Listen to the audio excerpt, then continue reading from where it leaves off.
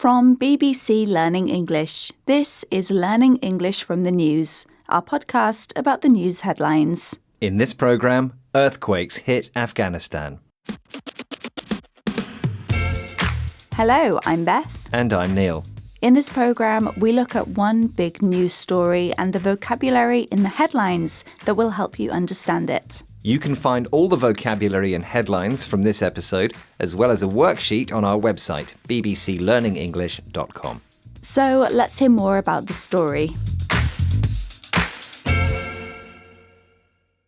A major aftershock has hit eastern Afghanistan just days after an earthquake measuring 6 on the Richter scale hit the region. More than 1,400 people have been killed and 3,000 more injured, according to the Taliban government. The region is difficult to access because it's mountainous, and rescuers have been searching for people trapped under mud and stone homes in the area. Entire villages have been destroyed. Rescue efforts have also been complicated because landslides have blocked roads. Let's have our first headline, this one from SBS Australia. Second Afghan quake brings more trauma to the shattered region. And that headline again from SBS Australia. Second Afghan quake brings more trauma to the shattered region. This headline says this second quake has brought more trauma to Afghanistan. Trauma is an experience that's very distressing and devastating. The headline describes the region as shattered. Now, literally, shattered makes me think of a mirror. If a mirror shatters, it breaks into lots of small, sharp pieces. It's dangerous and difficult to deal with. But there's also a metaphorical meaning. If a country is shattered, it's destroyed, badly damaged, either physically or emotionally. And in this case, it's probably both. And you might know another common meaning of shattered. You can say that you're shattered after a long day. It means you're really tired or exhausted.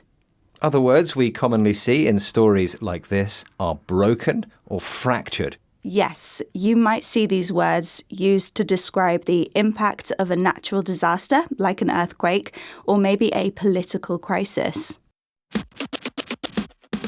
We heard shattered, badly damaged. For example, the country was shattered after 10 years of civil war.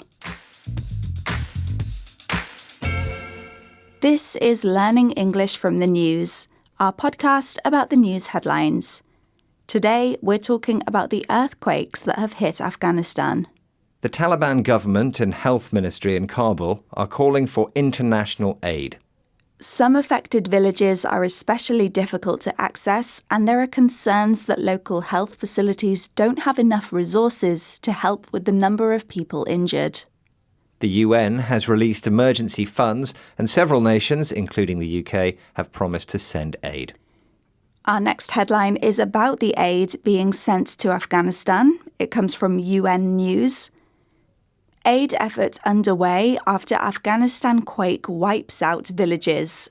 That headline again from UN News. Aid effort underway after Afghanistan quake wipes out villages.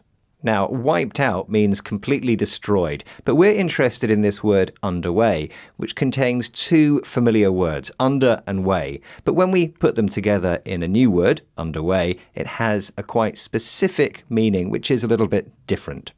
Well, if something is underway, it has started to happen, and it's happening now. So, the headline means the effort to supply aid to Afghanistan is happening now. It's already started. Exactly. And we can use underway with the verb be, but also with get. So an alternative headline would be aid effort gets underway. And underway is usually used for situations considered to be official or important. Can you give us some other examples, Beth? Yes, so a building project could get underway.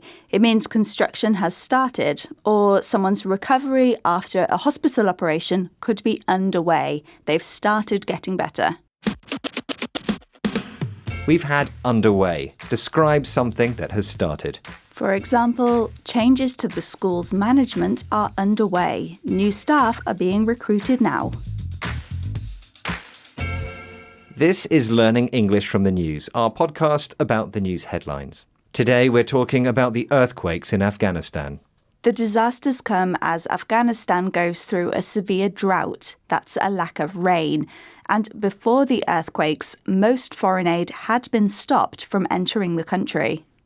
There are also international sanctions on Afghanistan, which started when the Taliban were first in power in the 1990s. These sanctions affect the economy of the country. The World Food Programme has also said there's a severe hunger crisis in Afghanistan. So this next headline is all about these problems. It's from Sky News. Earthquake adds to perfect storm of problems hitting Afghanistan, says UN.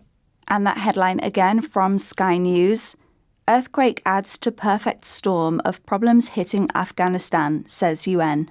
So this headline says the earthquake adds to a perfect storm of problems. So let's look at this expression, perfect storm. We'll start with perfect. Now, the word perfect is usually used when we talk about positive things. And the word storm is usually used to describe negative things. So, Beth, what's going on in this expression?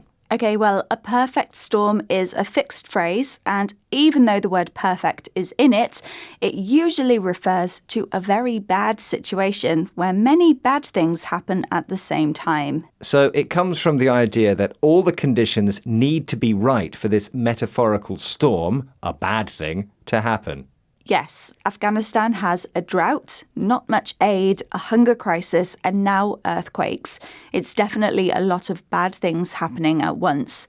Neil, can you give us another example of how to use perfect storm? Yes, so if there's less water, then fewer crops can grow. And that means there's not enough water and not enough food. Bad things happening at the same time. And a final note, and this sounds confusing, but a perfect storm is very occasionally used to describe a positive situation, isn't it? Yes, so a positive perfect storm would be lots of positive things that lead to a lucky or very good result. So, for example, a company might say the digital revolution has created the perfect storm for new technology to be invented. We've had a perfect storm. A situation, usually negative, that happens because of a combination of circumstances. For example, the Minister for Agriculture blamed high food prices on a perfect storm of population growth and bad weather. That's it for this episode of Learning English from the News. We'll be back next week with another news story. If you want to practice what you've learnt, go to our website to see more example sentences and to try our free worksheet. And don't forget to follow us on social media. Find us at BBC Learning English. Goodbye for now. Goodbye.